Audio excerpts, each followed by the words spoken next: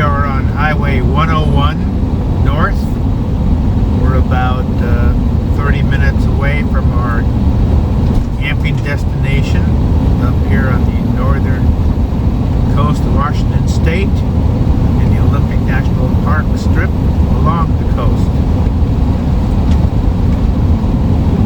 And it's gone from sunny weather when we left to thick overcast, heavy clouds, and we are traveling into some uncertain weather. Anyway, the weather has gotten colder, got much cloudier, it's damp, and lots of logging trucks on this road heading south to Aberdeen and Hopewell with their loads. You got to keep your eyes open out here in this forest because there's elk and deer. And deer are stupid. They'll run along the side of the road and then all of a sudden they'll get this great idea that, hey, why don't I just cut them off and jump in front of them and go to the other side? And that doesn't always work. Well, we've made it to Claylock Lodge. This is the lodge and restaurant here. And we'll look out here towards the beach. And you can see it's loaded with driftwood. Been blown in from many storms during the Pacific winters we have here. They have little cabins for rent out here on the bluff. And there we are. Well, here we are at the kiosk at the Claylock campgrounds here in Olympic National Park along the coast of Washington. And let's take a look and see who it says is here. As you can see, there looks like there's only 1, 2, 3, 4 5 white registered cards in the entire campgrounds. So this weather is keeping the all but hardy campers away. So I ought to be able to find the campsite I want. So let's get in, set up camp, and relax.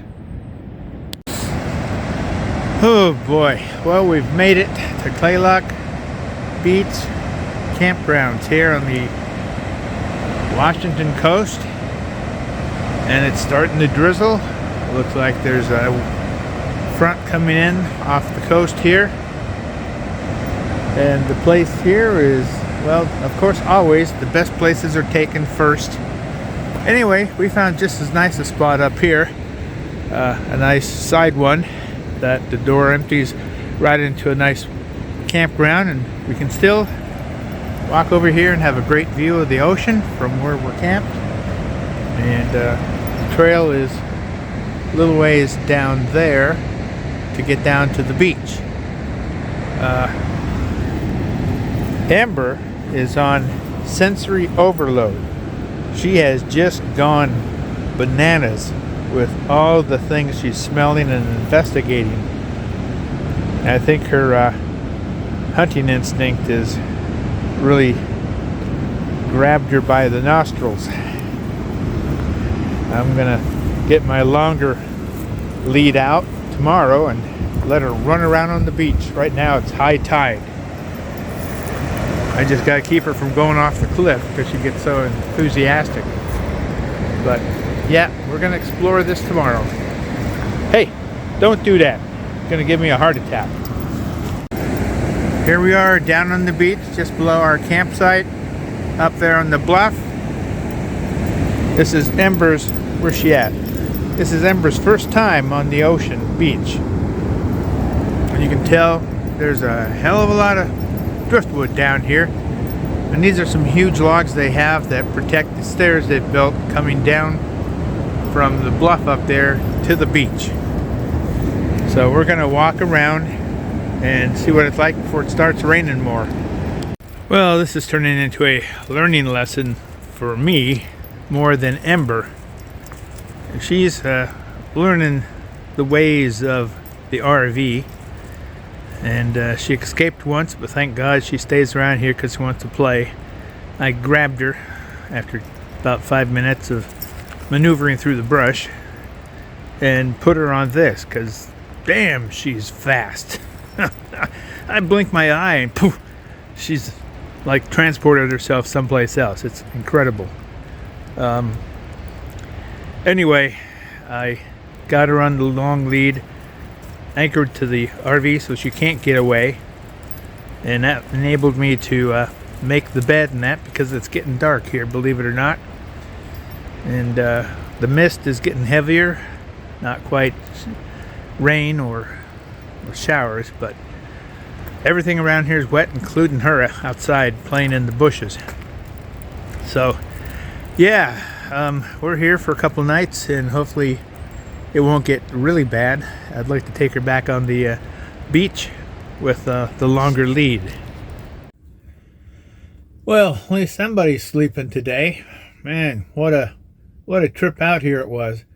I mistakenly fed Ember breakfast before we came out here, and she was a little nervous. She hadn't ridden in the RV for a month after I brought her home over 3 days in the RV from Colorado.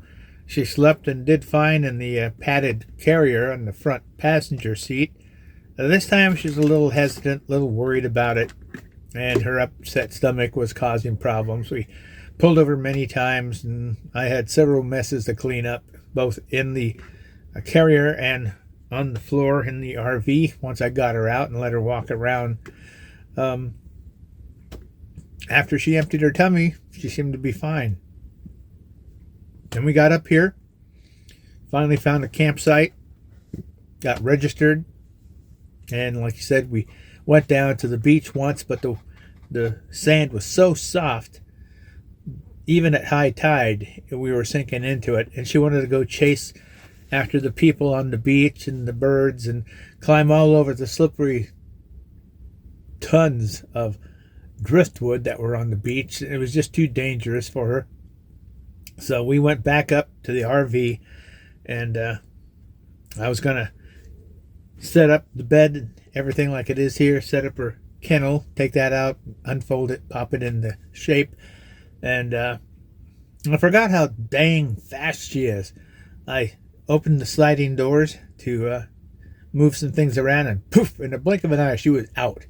And I'm going, oh my God, I've lost my dog already.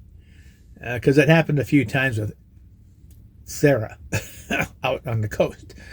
And luckily, she just stayed around the RV and our campsite. There was plenty of things there for her to adventure into holes and look here, look there, sniff here, sniff there. And I finally, after about 5 minutes, was able to get her close enough so I could grab her and put her back in the RV.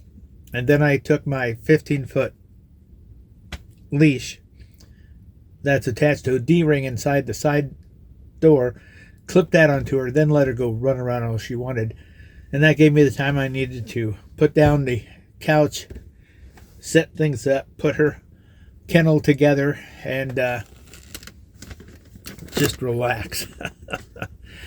But yeah, I've got that thing right next to the door now, ready to clip onto her. She has to go potty.